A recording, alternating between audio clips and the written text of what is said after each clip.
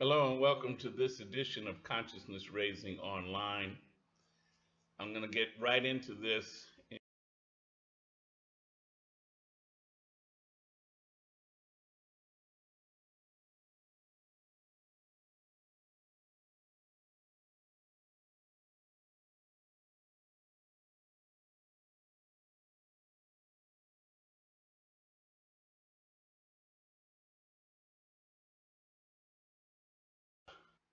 Hello. I think I did. Okay, hello and welcome to this edition of Consciousness Raising Online. Um I'm going to get right into this today because the subject is so serious that I can't play with it at all. Um, it's actually one of the toughest sessions I've ever tried to do. And thank you, Clyde.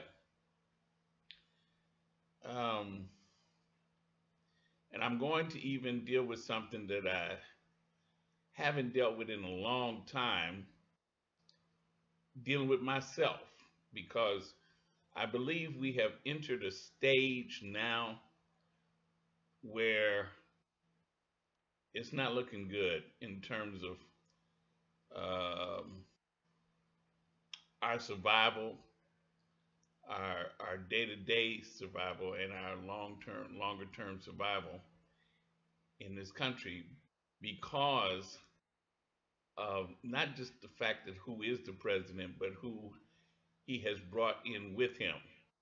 And something occurred this past week, which causes me to have to do this session so that we can be clearer on what is actually going on. You probably have heard or seen something this week called BIE, Black Identity Extremist.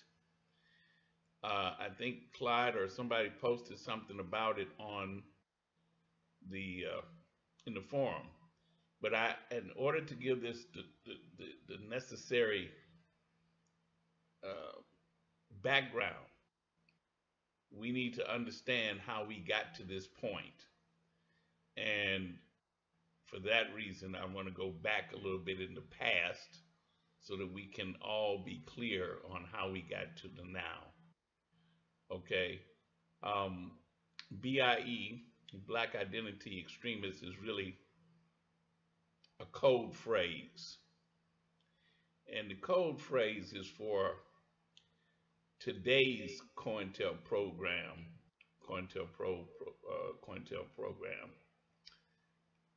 that essentially says we are still killable. We're still killable. I'll explain what that means in just a moment. But first, I want you to watch this particular piece. Okay.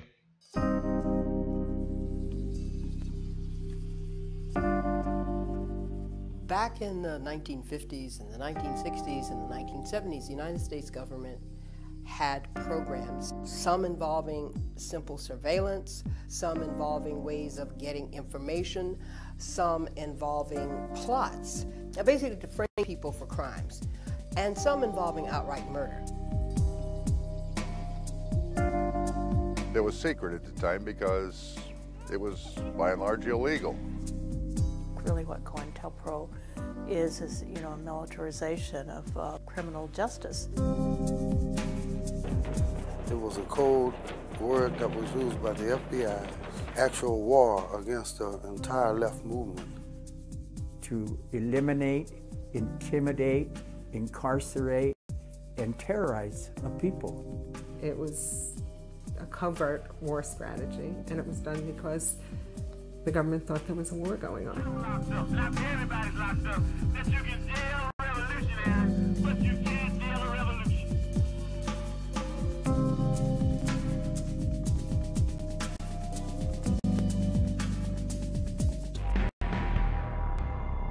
Here are the facts. In the United States and most other Western governments, it's legal for interested citizens to band together and create political organizations so long as they don't violate the law of the land. Grassroots groups are legally able to take their opinions to the streets through rallies, protests, and more. While the government may not agree with the points these groups are arguing, they are allowed to speak their piece. Or are they? Here's where it gets crazy. Enter COINTELPRO, or the FBI's counterintelligence program. Between 1956 and 1971, the FBI conducted a series of operations designed to infiltrate, discredit, and ultimately destroy domestic political organizations. These weren't terrorists or criminals. The groups the FBI considered subversive included the Civil Rights Movement, the NAACP, and the National Lawyers Guild. Running surveillance is old news, and, candidly, it's necessary to keep tabs on groups that might spread violent revolution or plan to commit crimes. Hate groups like the Ku Klux Klan could legitimately pose a danger to the public, and the FBI did keep track of this organization, spending about 15% of their resources on these and other hate groups. The other 85%, however, went to stopping civil rights groups, including groups that protested the Vietnam War, agitated for women's rights, Puerto Rican independence, and more. The program came to light in 1971 when a group calling itself the Citizens Commission to Investigate the FBI broke into an FBI field office in Pennsylvania and stole documents related to COINTELPRO. It wasn't, however, the first example of government agencies using their powers for political repression, and, according to some activists, similar practices persist today. The world's intelligence agencies haven't limited themselves to the physical world either. According to both the New York Times and The Guardian, British and American spies have set up surveillance in MMORPGs like the World of Warcraft and Second Life, based on concerns that criminals might meet online to plan acts of terrorism or to negotiate money laundering schemes. This is only one example of modern-day surveillance. Supporters of infiltration programs argue that they are essential. Buried in the shadows of America's history books, an era known to its victims as America's dirty war, a war against its own citizens. It's been 54 years since the FBI launched a covert war against political dissidents, the counterintelligence program, more infamously known by its acronym, COINTELPRO. All the people don't have freedom, all the people don't have justice, and all the people don't have power, so that means none of us do. The Black Panther Party, the American Indian Movement, anti-war organizations, even civil rights leaders and Hollywood stars. The list of targets was endless. Fueled by the frenzied paranoia of McCarthyism and the growth of radicalism, the objective of COINTELPRO was simple: undermine and destroy popular movements by any means. Infiltration, destabilization. The Brown Beret, we were victims of agent provocateurs, police infiltration. They tried to incite our members to go and commit acts of violence. As the black nationalist movements gained traction nationwide, it also gained the FBI's attention. They labeled the Black Panther Party as public enemy #1. And the promising young leader Fred Hampton a target. When I leave, you can remember I said with the last words on my lips that I am a revolutionary. Hampton was shot to death in his apartment. He was 21 years old. If you take Fred Hampton, it was out-and-out murder. Direct murder. If they can't misdirect him, they just kill him. That's the rule. That's the history of the United States government. American Indians are becoming militant, demanding the government take action to help solve their problems of poverty and discrimination. At the site of the 1890 Wounded Knee Massacre, the American Indian Movement held the government at gunpoint. The FBI moved in immediately. Dennis Banks was an AIM leader. The suspicion started to rise after we realized what they were doing to the Black Panthers, and we had a series of meetings, the American Indian Movement did, saying, look, we've got to be aware that there's a great possibility that they might be, targeting us for infiltrations. A reign of terror soon gripped the Pine Ridge Reservation in South Dakota. Over 60 AIM members were murdered. Others were dragged through the courts. Like Leonard Peltier, imprisoned for murdering 2 FBI agents, but some suggest the evidence and witnesses were flawed, corrupted. Today, to many, he's America's foremost political prisoner. What we recognize now as political prisoners are people who came out of this era, who were the results of these attacks and who are still in prison. The United States government does not recognize having any political prisoners. Before there were the WikiLeaks papers or the Pentagon papers, there were the COINTELPRO papers. In the late 1970s, activists broke into the FBI's field office in Pennsylvania, where they stole thousands of documents pertaining to the FBI's program. Almost immediately, a scandal exploded, and top officials from the FBI's National Bureau here in Washington, D.C. were summoned to Capitol Hill for a congressional investigation which exposed the FBI's covert war against political dissidents in the United States. The Church Committee concluded many of the techniques used would be intolerable in a democratic society today, even if all targets had been involved in violent activity. But COINTELPRO went far beyond that. The Bureau conducted a sophisticated vigilante operation aimed squarely at preventing the exercise of First Amendment rights of speech and association. COINTELPRO was very dangerous for American society and even for the American judicial system to support that kind of raw terrorism. A culture of surveillance, paranoia, and suspicion from the past that some argue has left American protest or dissident movements in disarray even today. Jahan Hafiz, RT, Washington, D.C. Buried in the shadows of America's history books, an era known to its victims as America's dirty war, a war against its own citizens. It's been 54 years since the FBI launched a covert war against political dissidents, the Counterintelligence Program, more infamously known by its acronym, COINTELPRO. All the people don't have freedom, all the people don't have justice, and all the people don't have power, so that means... Following 9/11, the Bush administration started a vast, secretive, and controversial surveillance program that let the National Security Agency monitor who Americans were talking to, by phone and email. If anyone on the line was suspected of terrorism, the government could listen to the actual phone calls or read the emails. This surveillance continued under the Patriot Act, now with the approval of Congress. How did the government justify collecting all this data? They argued that fighting terrorism is like finding a needle in a haystack, and you need the entire haystack to find that needle. In 2008, Congress approved even more surveillance. This time, technology played a huge role, because by now the United States had become the world's information superhighway, and much of the globe's communications were routed inside the country. FISA, that 30-year-old law that was meant to spy inside the country, was used as a prism to spy on the outside world. That allowed the government to monitor foreigners who were chatting on American wires. How does that affect Americans? Well, all this spying on foreigners gives the US government backdoor access to incidentally collect your information. Emails, live chats, photos, file transfers, even if you are not the target. All this is happening without the standard warrants we've come to associate with suspected criminal wrongdoing, all in the name of national security. Under FISA, the secret court gets to decide whether the government gets all this information.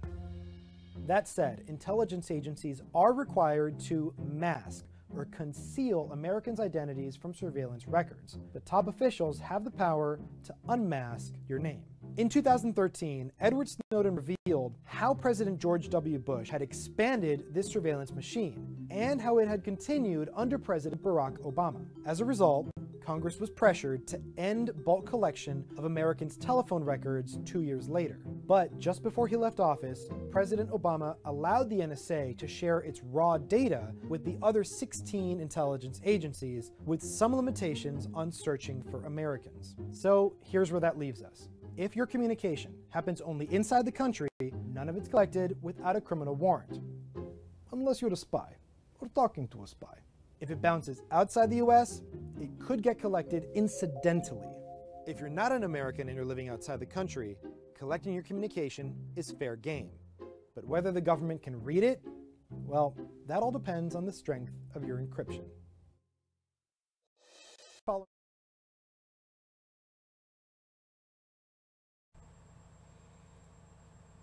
Okay. Let me make sure you can hear me okay. Hey, Miss Drea, good to see you. And yeah, I wanted you to see, I wanted to bring that up because the whole thing about COINTELPRO is this. This past week, a document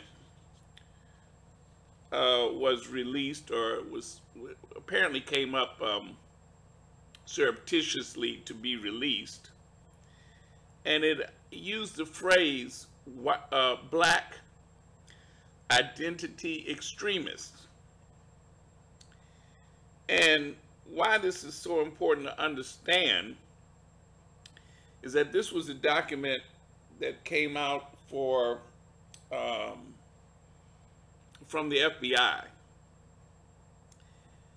and it targets specifically certain people who they say who they identify, okay, as black identity extremists. I want to read you a little something that came from that document. It says the FBI assesses it is very likely black identity extremist perceptions of police brutality against African Americans spurred an increase in premeditated retaliatory lethal violence against law enforcement and will very likely serve as justification for such violence. The FBI assesses it is very likely incidents of alleged police abuse against African Americans since then have continued to feed the resurgence in ideologically motivated violent criminal activity within the black identity extremist movement. I want you to be clear on this. This is Today talking. This is FBI right now.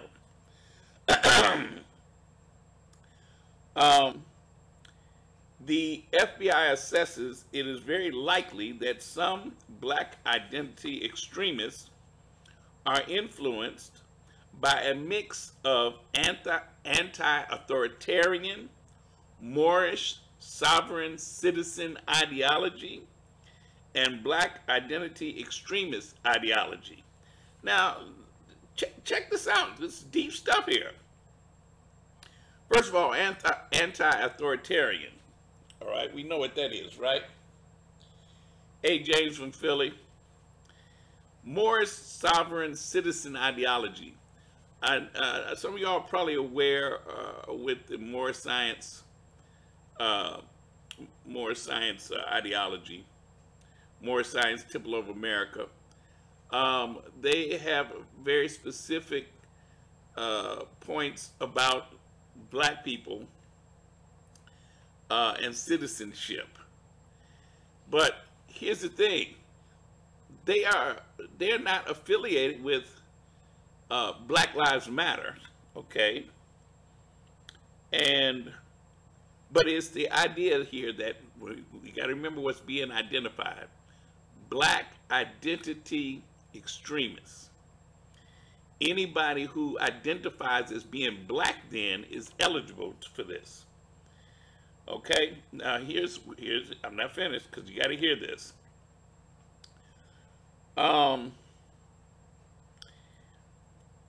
The FBI has high confidence in these assessments based on a history of violent incidents attributed to individuals who acted on behalf of their ideological beliefs, documented in FBI investigations and other law enforcement reporting.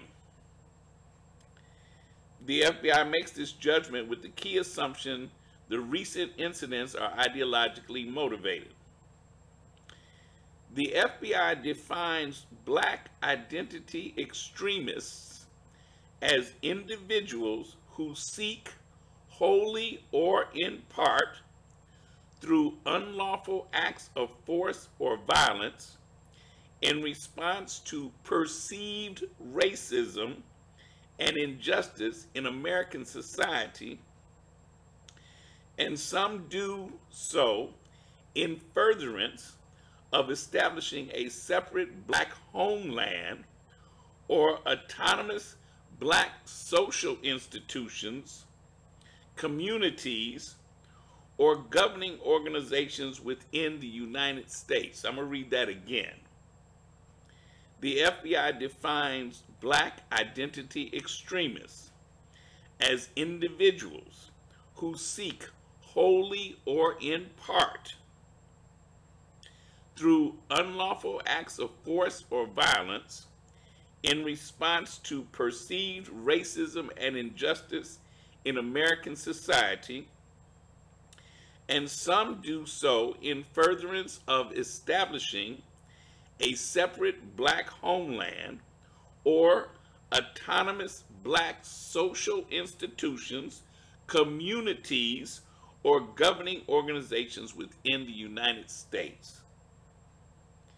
Did you hear yourself being included in that definition?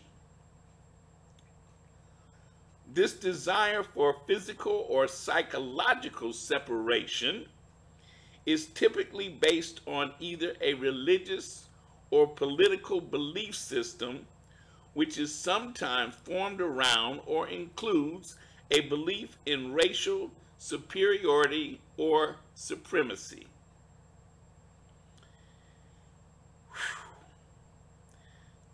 I know this is some strong stuff, because this is today. This is not back in the day. This is today. It's the FBI that has been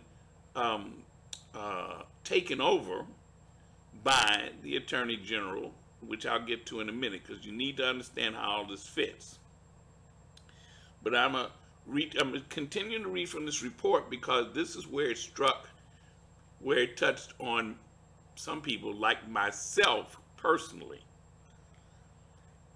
Black identity extremists have historically justified and perpetuated violence against law enforcement, which they perceived as representative of the institutionalized oppression of African Americans, but had not targeted law enforcement with premeditated violence for the nearly 2 decades leading up to the lethal incidents observed beginning in 2014. Black identity extremist violence peaked in the 1960s and 70s in response to changing socio-economic attitudes and treatment of blacks during the civil rights movement. Black identity extremist groups such as the Black Liberation Army, BLA, which was created in the early 1970s to, quote, to take up arms for the liberation and self-determination of black people in the United States, unquote, engaged in murders, bank robberies, kidnappings, racketeering, possession of explosives, and weapons smuggling. From 1970 to 1984, the BLA was involved in at least 38 criminal incidents, including 26 armed assaults, 3 assassinations, 4 bombings, and 4 hijackings and hostage takings. Almost half of these attacks took place in predominantly African American neighborhoods and targeted law enforcement officers without regard to their race, according to available information.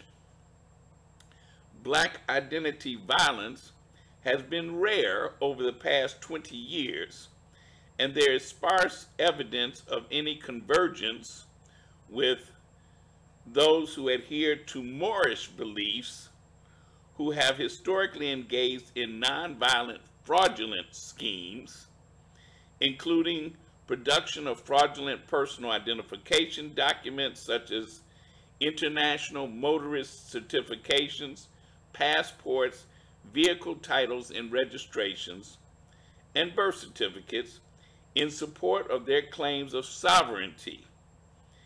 In addition, although non-Moorish individuals have committed lethal violence against law enforcement in the past, this violence has typically occurred in response to encounters with law enforcement, for example, during traffic stops or the issuing of warrants, rather than through premeditated, targeted aggression.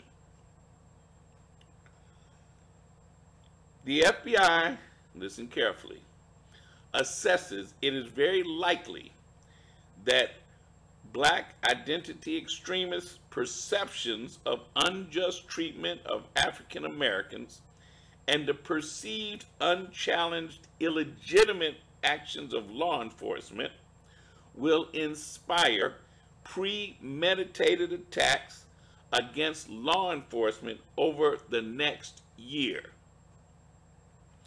They may also lead to an increase in black identity extremist group memberships, collaboration among black identity extremist groups, or the appearance of additional violent lone offenders motivated by black identity extremist rhetoric.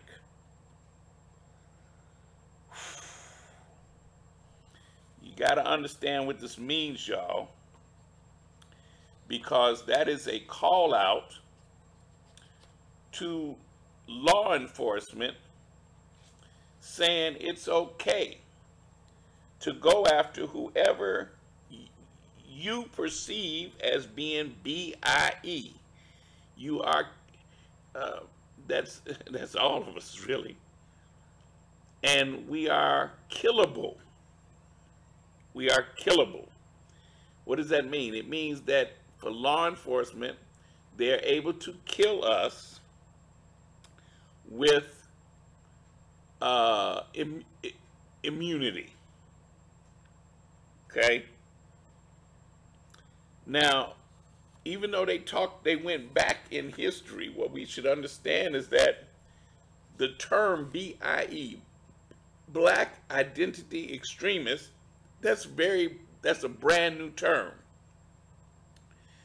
But it joins what the FBI had previously called 9 persistent extremist movements within the United States.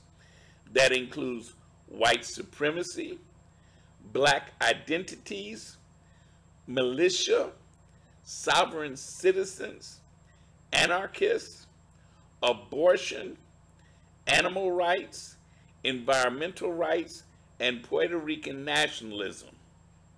That's why, especially that last about Puerto Rican nationalism, why we need to understand why Trump,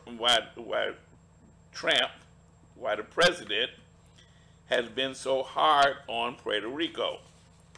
They haven't forgotten what happened in the past. Now, I need to share with you something here, because this is a campaign. This is a campaign being waged against us. Okay? It's a campaign being waged against us. And here's an example of that. What'd you say, Clyde? Yeah, they might as well lock you up now. No, don't give up. Don't give up. Don't give yourself up yet. Now, I'm going to read you a little something in a minute, but I want you to understand where this comes from. This is see the title? The Danger of the Black Lives Matter Movement. Okay? It's written by Heather McDonald. She's a fellow, Thomas Smith Fellow at the Manhattan Institute, and she's a contributing editor of City Journal. Now, she's got a BA from Yale, an MA in English from Cambridge University, and a that means law degree from Stanford Law School. She writes for several newspapers and journals, including the Wall Street Journal, the New York Times, the New Criterion, and Public Interest, and is the author of 3 books, including Are Cops Racist? And The War on Cops, How the New Attack on Law and Order Makes Everyone Less Safe, coming up last year, actually. Now, I want you to hear this. This is the following, which is adapted from a speech she gave in April 2016 at a college, Hillsdale College, at their Center for Constitutional Studies and Citizenship in Washington, D.C., as part of a Family Foundation lecture series. This is what she said. She said, for almost 2 years, a protest movement known as Black Lives Matter has convulsed the nation, triggered by the police shooting of Michael Brown in Ferguson, Missouri in August 2014. The Black Lives Matter movement holds that racist police officers are the greatest threat facing young black men today. This belief has triggered riots, die-ins, the murder and attempted murder of police officers, a campaign to eliminate traditional grand jury proceedings when police use lethal force, and a presidential task force on policing. Now, that was 2016 when Obama's administration was still in office. Continuing. Even though the U.S. Justice Department has resoundingly disproven the lie that a Pacific Michael Brown was shot in cold blood while trying to surrender, Brown is still venerated as a martyr. And now police officers are backing off of proactive policing in the face of the relentless venom directed at them on the street and in the media. As a result, violent crime is on the rise. The need is urgent, therefore, to examine the Black Lives Matter movement's central thesis that police pose the greatest threat to young black men. I propose 2 counter hypotheses. One, first, that there is no government agency more dedicated to the idea that Black Lives Matter than the police. Let me say this again. I'm reading what she said. First, that there is no government agency more dedicated to the idea that Black Lives Matter than the police. And second, that we have been talking obsessively about alleged police racism over the last 20 years in order to avoid talking about a far larger problem, black on black crime. Let that sit for a second. Why this is important to understand is that this is how these crazy people get the wherewithal to attack us verbally, online, and in person, because they get their beliefs given to them by fascists like that woman. That's what I'm calling her. She's a fascist. She gave that speech. She writes all of that stuff, which is lies, distortions, and falsehoods. Black Lives Matter. Whatever I may think about the Black Lives Matter movement, and I'm not sure I can consider it a movement. It's not an organization, but I would consider it a movement because it touched the nerves of a lot of black people around the country. All right? Now, let me read this last piece here. This is a federal article. It says a federal judge dismissed a lawsuit filed by a Baton Rouge cop against Black Lives Matter, noting that Black Lives Matter is a social movement and thus can't be sued. All right, you hear that?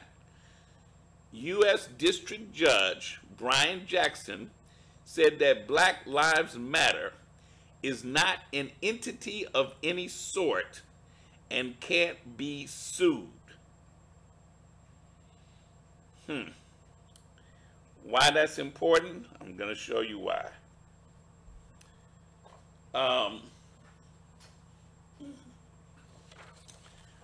Black Lives Matter. And a few minutes ago, you heard me mention about the Attorney General. All right.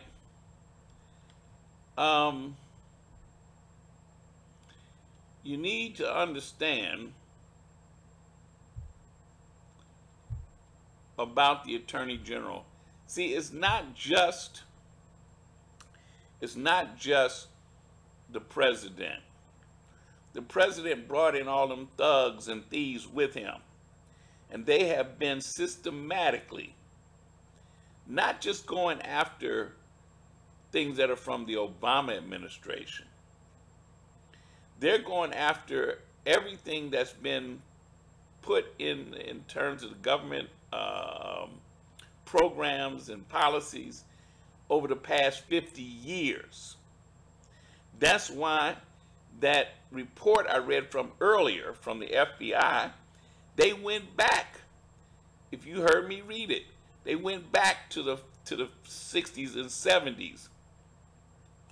They didn't mention nothing about COINTELPRO. If you notice, they went back to the 60s and 70s to bring up the Black Liberation Army and to identify the Black Liberation Army in a sense as being the grandfather of the Black Lives Matter movement. You see, you got to understand how this works. Okay? Because the whole purpose of doing that is to now link the Black Liberation Army, which they called a criminal organization, and put all that stuff in there about what they supposedly did, murders and all of that, right? And remember, Assata Shakur is considered to be, by them, the mother hen of the BLA. And they don't forget about it, do they? And so, when I talk about how they got all them thugs with them, look at what we got. DeVos, the woman that he put in charge of the education, Department of Education, right? To destroy the Department of Education and what's been put into place over the last 50 years. That's her objective, okay? Environment. Put a dude in there who's so anti-environment it ain't funny. To do what? To destroy the policies and work that's been done over the last 50 years. Housing, HUD, Housing and Urban Development. And understand what that is. It's not just housing, it's housing and urban development. Okay? And he put a knucklehead in there who's not paying no attention while they dismantle that department and its policies. Let's see. I ain't gonna get into the banking and finances because that's the same thing. Put somebody in there so pro-banking, pro all of that, pro-rich people. And in the Justice Department, the Department of Justice put an Attorney General in, Beauregard, who is so racist, outwardly racist, that Coretta Scott King wrote a letter about him 25 years ago when they tried to make him a judge, and she said, whatever you do, don't let this dude near nothing official. But he put him in there anyway. And so we need to understand what this Department of Justice and the Attorney General does. Now, I got a chart up here. You may not be able to read it clearly, but here's what you need to understand.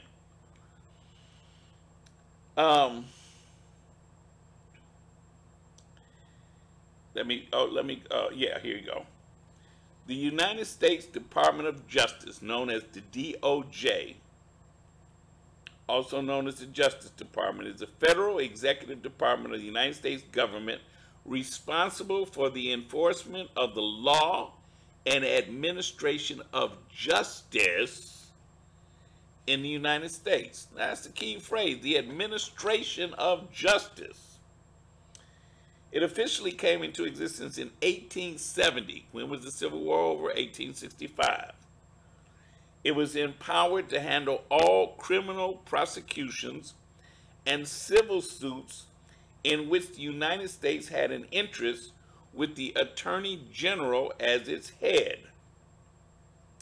The Office of the Attorney General, the mission to enforce the law and defend the interests of the United States according to the law, to ensure public safety against threats, foreign and domestic, to provide federal leadership in preventing and controlling crime, to seek just punishment for those guilty of unlawful behavior, and to ensure fair and impartial administration of justice for all Americans. The Department of Justice was authorized in fiscal year 2015 a budget of approximately $31 billion. Now, it has some divisions. It has the antitrust division. It has the civil division. It has the civil rights division, the criminal division, environment and natural resources division, justice management division, that's the administration division, national security division, tax division. Now, there are also certain law enforcement agencies that are administered by the Department of Justice, and that includes the United States Marshal Service, and that was established in 1789, before the Civil War, right? Because what did they do? The U.S. Marshals. That was the office of U.S. Marshal. By the way, Marshal Dillon was a U.S. Marshal. And what did he do? Every week he killed people, didn't he? Killed people with impunity. The FBI, of course, is an office agency under the Department of Justice.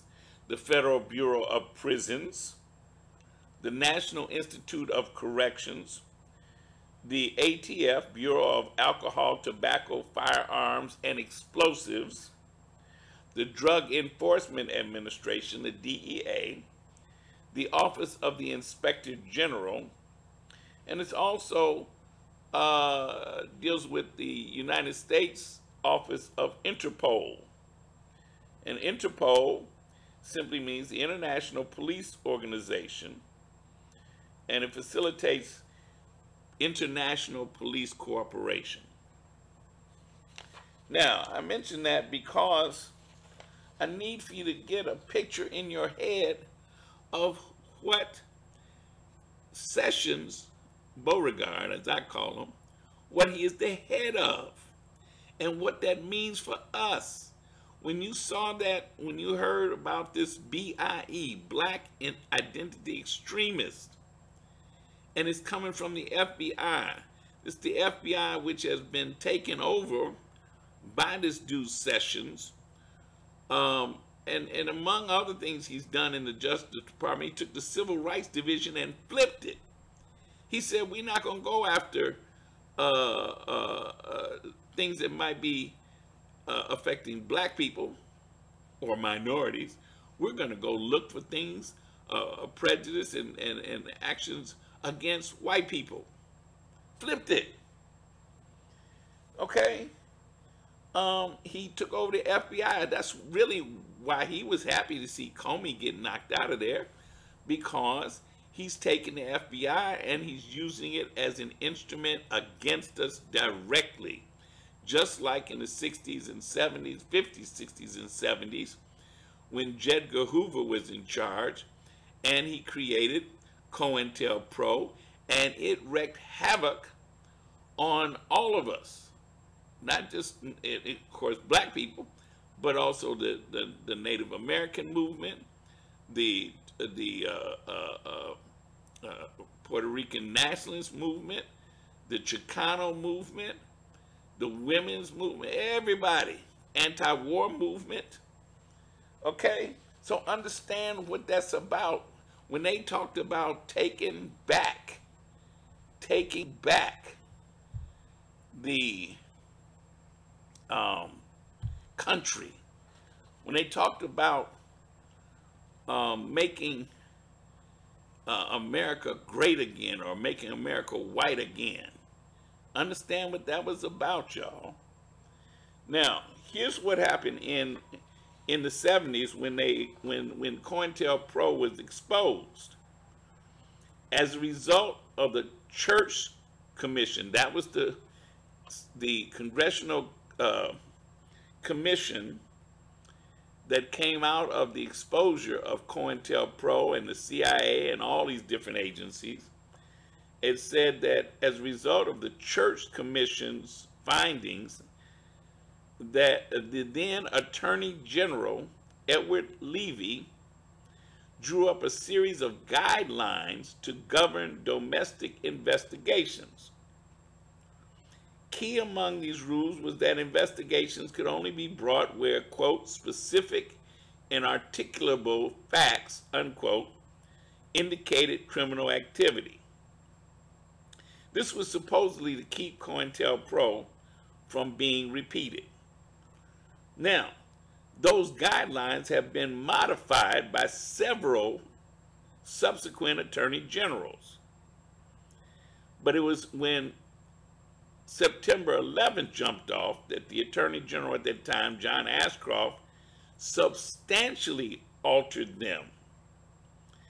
And he took it back to the kind of guidelines that existed when COINTELPRO was operational. The revised guidelines reduced the requirements of a clear indication of criminal activity and allowed for longer preliminary investigations without such proof of criminal intent.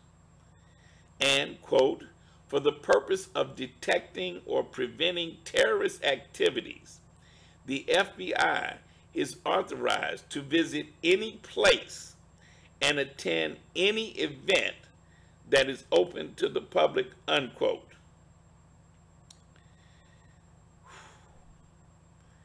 Understand this. Listen very carefully. The formula for a public assassination is the character assassination before the physical assassination. So one has to be made killable before the eyes of the public in order for their eventual murder to then be deemed justifiable. And when the time arrives for these hits to be carried out, you're not going to see a CIA agent with a suit and tie and a badge that says CIA walk up to someone and pull the trigger. What they will do is outsource to local police departments in the region of their target and to employ those that look like the target of interest to infiltrate the workings in order to set up the environment for the eventual assassination, character assassination, physical incarceration, exile to take place, any one of those. That's the level we are in this country, that we are, I can only say it like this, playtime is over. Playtime is over.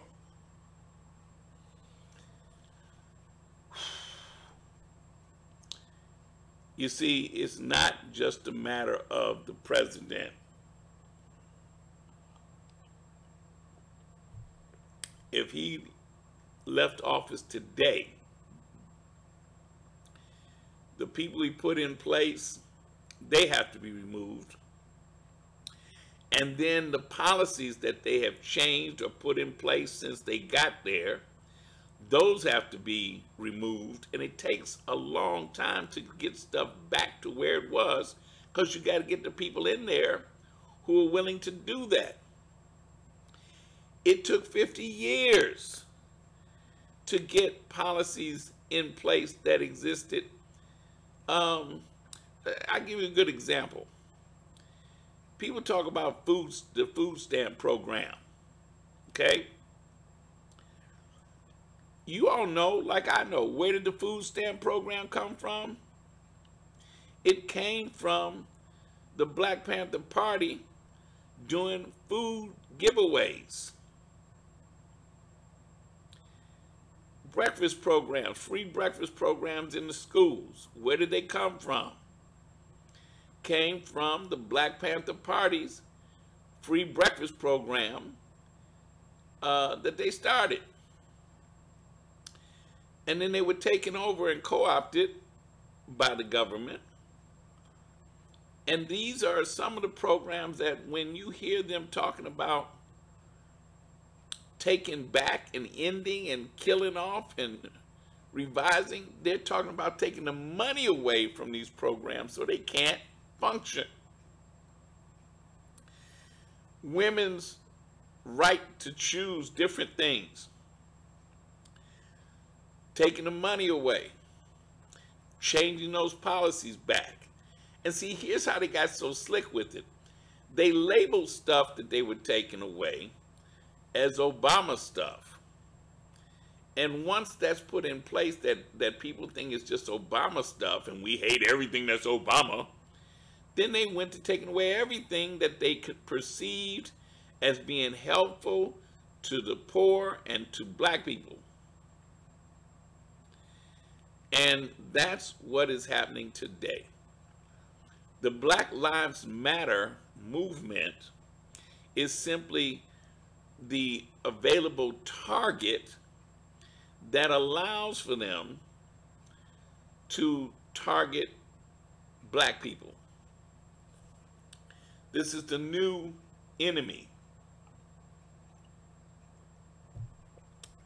The killable enemy. It means that when you see them kill a black person, man, woman, or child, they will label them as somehow being affiliated with the Black Lives Matter movement. When the brother in Texas, I believe it was, shot up the police, and it was just after a Black Lives Matter protest was ending. Now, the Black Lives Matter protest was nonviolent, etc. And allegedly, a brother went to killing police. And I say allegedly because we never saw that brother again. We never saw him in the first place.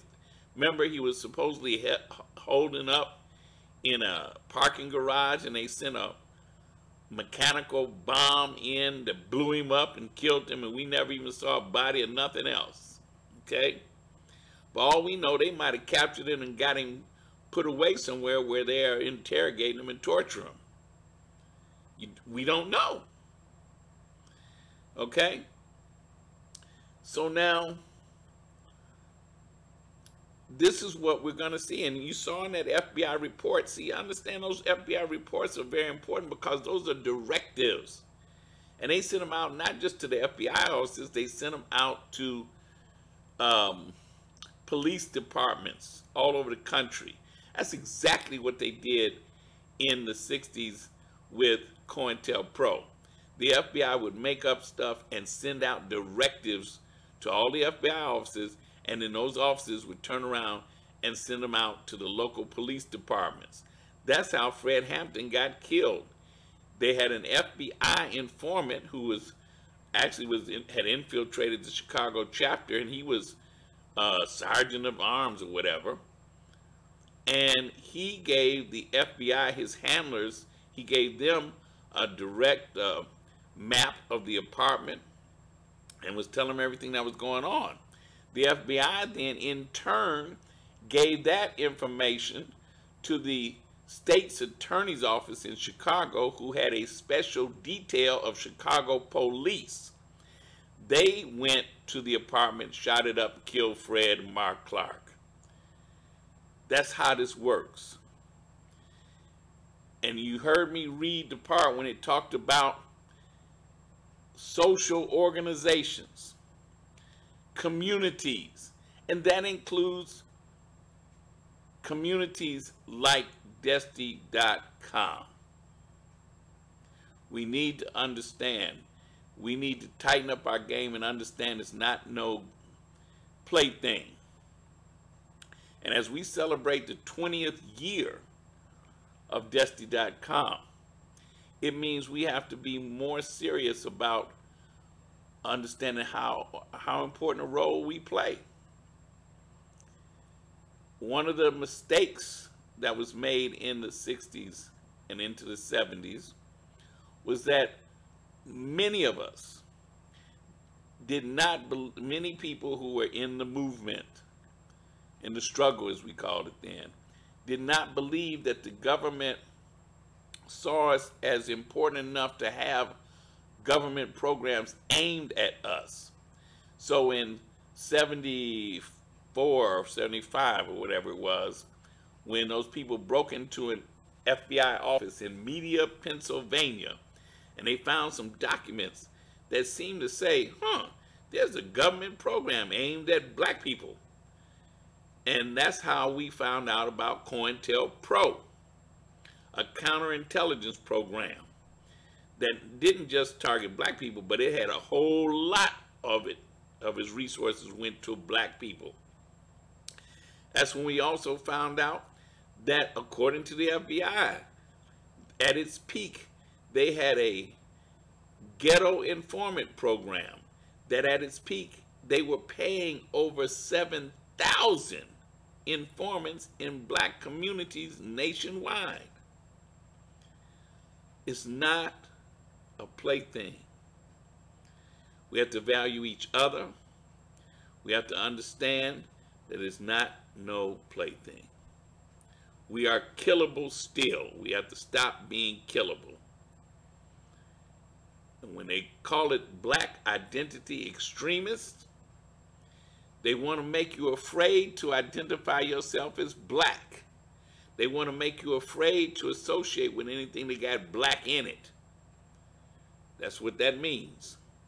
What they did in the 60s and 70s, they tried to make us afraid of anything that was black, black power, African. Okay? I close now, as I always do, saying no justice, no peace, no love, KNOW.